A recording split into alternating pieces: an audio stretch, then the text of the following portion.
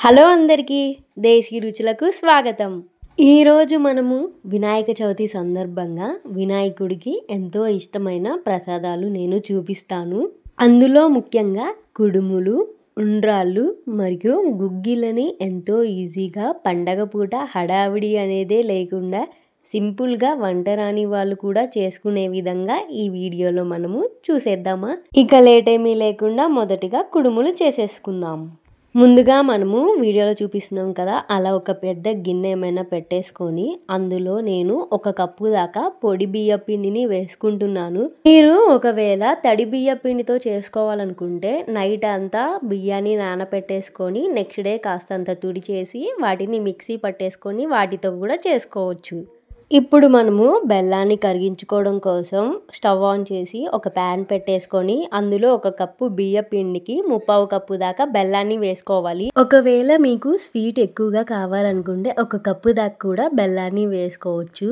ఇప్పుడు 1/4 కప్పు బెల్లానికి అందులో కాస్తంత వాటర్ వేసేసి ఆ బెల్లంలో వేసుకోవాలి. ఎందుకంటే బెల్లం కరగాలి, కొంచెం పాకంలాగా రావాలి కనుక. అలా అని ముదురు పాకం, లేత పాకం అనేది ఏమీ ఉండదు. జస్ట్ బెల్లం కరిగితే సరిపోతుంది. మనకు బెల్లం అనేది కరగడానికి 5 నుంచి 7 నిమిషాల దాకా టైం పడుతుంది. అలా కొద్ది నిమిషాల తరువాత మనకి బెల్లం అనేది పూర్తిగా కరిగిపోతుంది. ఇప్పుడు అందులో మనము ముందుగా తురిమి పెట్టుకున్న కొబ్బరి పొడిని 2 టీ స్పూన్ల దాకా వేసుకోవాలి. ఒకవేళ మీకు కొబ్బరిని తురమకపోతే మిక్సీలో కూడా వేసుకోవచ్చు. అలా ఒక 2 మినిట్స్ కొబ్బరి తురుములోకి మంచిగా బెల్లం పాకం అనేది వెళ్ళేలాగా ఉడికించుకున్న తరువాత మీకు కావాలంటే పచ్చిశనగపప్పుని నానబెట్టేసి కూడా వేసుకోవచ్చు. ఇప్పుడు ఇందులోకి మనము 2 టీ స్పూన్ల దాకా మంచిగా వేడి చేసి కరిగించుకున్న నెయ్యిని వేసుకోవాలి. నెయ్యి మొత్తం బెల్లం మరియు కొబ్బరి పొడిలోకి చక్కగా కలుపుకున్న తరువాత మనము గ్యాస్ ఆఫ్ చేసుకోవాలి. గ్యాస్ ఆఫ్ చేసుకున్నాక మనకి బెల్లం అనేది ఇలా దగ్గర పడుతుంది. ఇప్పుడు ఇలా కరిగించుకున్న బెల్లాన్ని మనము కొద్దిగా ముందుగా చేసి పెట్టుకున్న బియ్య పిండిలోకి వేసుకోవాలి. అందులోనే 1 టేబుల్ స్పూన్ దాకా యాలకుల పొడి కూడా వేసుకొని చక్కగా ముందు గరిటెతో కలుపుకోవాలి. ఎందుకంటే బెల్లం పాకం అనేది వేడిగా ఉంటుంది కాబట్టి. తరువాత మనము చేత్తో కలుపుకోవాలి. మీకు ఏమన్నా బెల్లం పాకం తక్కువైతే మిగతాది కూడా యాడ్ చేసుకోవచ్చు. ఇలా ఈజీగా మనము బియ్య పిండిని ఉడికించడం అదేమీ చేయకుండా మనం సింపుల్గా చేసుకోవచ్చు. ఒకవేళ మీకు బెల్లం పాకం అనేది తక్కువ అయ్యింది, ఇంకా సరిపోలేదు బియ్య పిండిలో అనిపిస్తే మీరు వాటర్ని వేడి చేసి కూడా వేసుకోవచ్చు. మనకి ఇప్పుడు దీన్ని చపాతీ ముద్దలాగా ఒత్తేసుకోవాలి. అలా చపాతీ ముద్దలాగా చేసుకున్న బియ్య పిండిని ఒక 5 మినిట్స్ దాకా పక్కన పెట్టుకోవాలి. వీడియోలో చూస్తున్నాం కదా, అలా ఉండాలి పిండి అనేది. మరీ మెత్తగా ఉండకూడదు, మరీ గట్టిగా కూడా ఉండకూడదు. అలా 5 మినిట్స్ దాకా పక్కన పెట్టిన పిండి ముద్దని తీసుకొని మనం ఇప్పుడు కుడుముల్ని చుట్టుకోవాలి. కుడుములని మనకి నచ్చిన షేప్లో చేస్తాము. ఇదే షేప్లో చేయాలని ఏమీ ఉండదు. నేను మాత్రం ఇప్పుడు ఒక 4 షేప్స్ని చూపిస్తాను. మొదటి షేప్ వచ్చేసి మనము పిండి ముద్దను తీసుకొని రౌండ్గా చేసేసుకొని పక్కన పెట్టేసుకోవాలి బాల్ షేప్లో.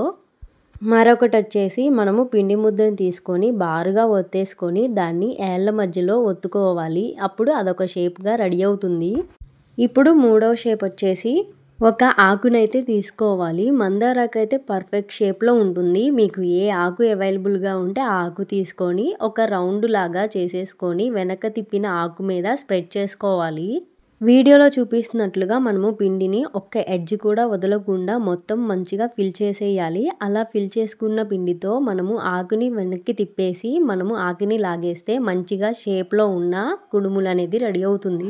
దీనితో 3 రకాలు అనేది రెడీ అయిపోయింది. ఇప్పుడు 4వ రకం వచ్చేసి మనము మొదక్ షేప్ ట్రై చేస్తున్నాము. ఒకవేళ మీకు మొదక్ షేప్ అనేది పర్ఫెక్ట్గా వస్తే ట్రై చేయండి, లేకపోతే వదిలేసేయండి. దానికోసం మనం ముందుగా పిండి ముద్దను తీసుకొని రౌండ్గా చేసి టాప్లో ఉన్న ఎడ్జ్ని పైకి ఒత్తేసుకోవాలి. నాకు అంత షేప్ పర్ఫెక్ట్గా వచ్చినట్టు అనిపించలేదు, అందుకే పక్కన పెట్టేశాను. ఇప్పుడు 4వ రకమైన కుడుమును చేసుకుందాము. దానికోసం వేళ్ళ మధ్యలో ఒత్తేసుకుంటే బారుగా ఉన్న కుడుములు అనేది రెడీ అవుతుంది. ఇప్పుడు ఇలా చేసుకున్న కుడుముల పిండిని మనము ఉడికించుకోవాలి. ఉడికించుకోవడానికి మీ దగ్గర స్టీమర్ ఉంటే పర్లేదు. ఒకవేళ స్టీమర్ లేకపోతే ఇడ్లీ పాత్రను తీసుకొని అందులో వీడియోలో చూపిస్తున్న గీత వరకు వాటర్ని వేసుకోవాలి. అలా వాటర్ని వేసుకున్నాక మూత పెట్టేసి ఒక 5 మినిట్స్ దాకా ప్రీ హీట్ చేసుకోవాలి. ఆలోపు మనము ఇడ్లీ పాత్రలను ఒక్కొక్కటిగా తీసుకొని మీ దగ్గర ఆయిల్ ఉంటే ఆయిల్, గీ కానీ బటర్ కానీ ఒక్కొక్క ఇడ్లీ పాత్రకి అప్లై చేసుకొని మనము ముందుగా తయారు చేసి పెట్టుకున్న కుడుముల్ని వాటి మీద పెట్టేసుకోవాలి. ఆయిల్ కానీ గీ కానీ అప్లై చేయడం వల్ల మనకి కుడుములు అనేది ఉడికాక తీస్తున్నప్పుడు ఆ ప్లేట్కి అతక్కపోకుండా ఈజీగా వచ్చేస్తుంది. ఇప్పుడు 5 మినిట్స్ ప్రీహీట్ చేసుకున్న ఇడ్లీ పాత్రని మూత ఓపెన్ చేసి మనం ముందుగా తయారు చేసి పెట్టుకున్న ఇడ్లీ పాత్రలన్నీ ఆ కుక్కర్లోకి పెట్టేసుకొని మనము మూత పెట్టేసుకొని ఒక 5 నుంచి 10 నిమిషాల దాకా ఉడికించుకోవాలి. అలా ఒక 5 నుంచి 10 నిమిషాల తరువాత మూత ఓపెన్ చేసి మనము కుడుముల్ని ఒక్కసారి టచ్ చేస్తే మన చేతికి ఎటువంటి పిండి అంటుకోకపోతే మనకి కుడుములు అనేది పర్ఫెక్ట్గా ఉడికినట్లు అర్థము. ఇలా సింపుల్గా వినాయకుడికి ఎంతో ఇష్టమైన మొదటి ప్రసాదంలో కుడుములు అనేది రెడీ అయిపోతుంది. మన సెకండ్ ప్రసాదం వచ్చేసి ఉండ్రాళ్ళు. వినాయకుడికి ఎంతో ఇష్టమైన ఉండ్రాళ్ళని సింపుల్గా ఎలా చేసుకోవాలో చూసేద్దాం. ఉండ్రాళ్ళని చేసుకోవడానికి మనము ముందుగా 3 టీ స్పూన్ల దాకా పచ్చిశనగపప్పుని తీసుకోవాలి. అందులో వాటర్ వేసేసి మునిగేంత వరకు ఒక్కసారి వాష్ చేసుకోవాలి. అందులో ఉన్న డస్ట్ పార్టికల్స్ అన్నీ పోయేలాగా. అలా వాటర్నన్నీ తీసేసి మనము ఇప్పుడు అందులో ఫ్రెష్గా వాటర్ వేసి ఒక గంట నుంచి 2 గంటల దాకా పచ్చిశనగపప్పుని నానబెట్టేసుకోవాలి. ఇప్పుడు మనము రవ్వ ఉండ్రాలని చేస్తున్నాం కనుక మనము 1 కప్పు దాకా బొంబాయి రవ్వని తీసుకోవాలి. ఆ బొంబాయి రవ్వని మనము ఫస్ట్ రోస్ట్ చేసుకోవాలి. దానికోసం ఒక కడాయి పెట్టేసి అందులో మనము బొంబాయి రవ్వని వేసేసుకొని ఒక 5 నుంచి 10 నిమిషాల దాకా మంచిగా లో ఫ్లేమ్లో రోస్ట్ చేసుకోవాలి. అలా రవ్వని రోస్ట్ చేసుకోవడం వల్ల మనకి ఉండ్రాళ్ళు అనేది పర్ఫెక్ట్ షేప్లో మరియు మంచిగా టేస్టీగా వస్తాయి. ఇప్పుడు అలా రోస్ట్ చేసుకున్న బొంబాయి రవ్వని పక్కన పెట్టేసి మనము మరలా అదే కడాయిలో 1 కప్పు బొంబాయి రవ్వకి 3 కప్పుల దాకా వాటర్ని వేసుకోవాలి. ఒక విషయము జాగ్రత్తగా గుర్తుపెట్టుకోండి, వాటర్ అనేది అస్సలు ఎక్కువ అవ్వకూడదు. ఎక్కువ అవుతే మనకి ఉప్మాలాగా అవుతుంది. ఇప్పుడు మనము గంట నుంచి 2 గంటల దాకా నానబెట్టుకున్న పచ్చిశనగపప్పుని ఒక్కసారి తీసేసి మనము ముందుగా వాటర్ వేసుకున్నాం కదా అందులోకి వేసుకోవాలి. మీకు ఒకవేళ నచ్చితే ఇందులోనే నువ్వులు కూడా వేసుకోవచ్చు. ఇలా వేసుకున్న పచ్చిశనగపప్పుతో పాటు మనము 1 టేబుల్ స్పూన్ దాకా కూడా జీలకర్ర వేసుకొని ఒక 5 మినిట్స్ ఉడికించుకోవాలి. అలా 5 నిమిషాల తరువాత అందులోనే మనము 1 టేబుల్ స్పూన్ దాకా గీ వేసుకోవాలి. గీ వేసుకోవడం వలన మనకి ఉండ్రాళ్ళు అనేది స్మూత్గా గొంతులోకి వెళ్తూ ఆ ఫ్లేవర్ అనేది పర్ఫెక్ట్గా తెలుస్తుంది. మరలా ఒక 5 మినిట్స్ ఉడికించుకున్న తర్వాత ఒక్కసారి పప్పుని తీసి చూస్తే మనకి ఉడికిందో లేదో అర్థమవుతుంది. వీడియోలో చూస్తున్నాం కదా, పలుకుని ఇలా పట్టుకుంటే ఇరిగిపోయేలా ఉండాలి. ఆ టైంలో మనము ముందుగా రోస్ట్ చేసి పెట్టుకున్న బొంబాయి రవ్వని కలుపుతూ వేసుకోవాలి. మనము ఒకేసారి రవ్వని వేస్తే మనకి ఉండలుగా కట్టేస్తుంది. అందుకే మంచిగా తిప్పుకుంటూ వాటర్ బాగా బాయిల్ అయినప్పుడు మాత్రమే వేసుకోవాలి.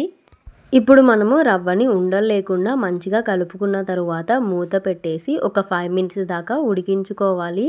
అలా ఒక 5 మినిట్స్ తర్వాత మూత తీసి చూస్తే ఇలా అన్నంలాగా ఉడికిపోతుంది. మరీ మెత్తగా ఉప్మాలాగా ఉండకూడదు. ఇప్పుడు మనము ఒక ప్లేట్ తీసుకొని అందులో నెయ్యిని వేసేసుకొని ఆ ప్లేట్ అంతా అప్లై చేసుకోవాలి. అలా చేసుకోవడం వల్ల పిండి మనకి వెంటనే ముద్దలాగా వచ్చేస్తుంది. అలా నెయ్యి అప్లై చేసిన ప్లేట్లోకి మనము ముందుగా తయారు చేసుకున్న రవ్వని వేసేసుకొని ఆ ప్లేట్ అంతా స్ప్రెడ్ చేసుకొని ఒక 5 మినిట్స్ దాకా చల్లార్పుకోవాలి. వేడి మీద మనము ఉండలు చుట్టలేము. అలా రౌండ్స్ అనేది అస్సలు రావు. అందుకే ఒక గోరువెచ్చగా ఉన్నప్పుడు మాత్రమే మనము రౌండ్స్ చేసుకోవాలి. అలా మనం మొత్తం ఉండ్రాళ్ళని చుట్టేసుకుంటే ఎంతో టేస్టీగా మరియు ఈజీగా సింపుల్గా తయారైపోతాయి ఉండ్రాళ్ళనేవి. ఇలా మన సెకండ్ రెసిపీ కూడా కంప్లీట్ అయిపోయింది.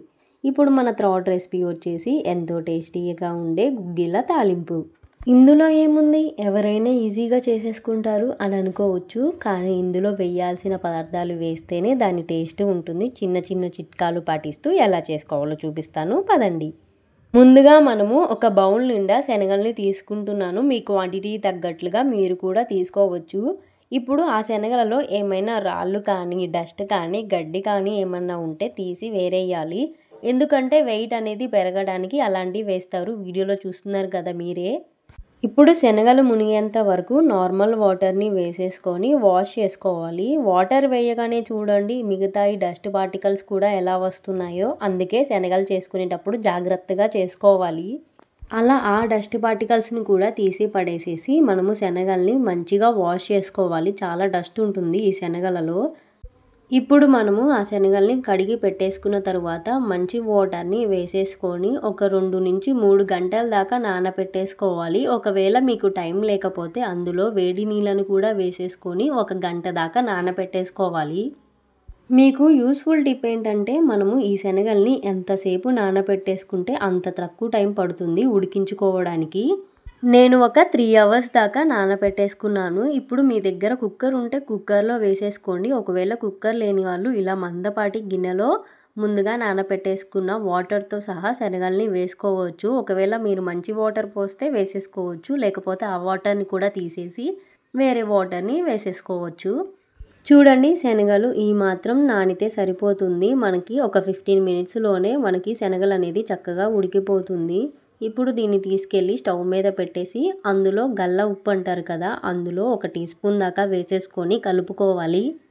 అలా ఒక 15-20 నిమిషాల దాకా ఉడికించుకుంటే శనగలు అనేది చక్కగా ఉడికిపోతాయి. వీడియోలో చూస్తున్నాం కదా, అలా పట్టుకొని అలా ఒత్తేస్తే శనగలు అనేది ఉడిపోవాలి.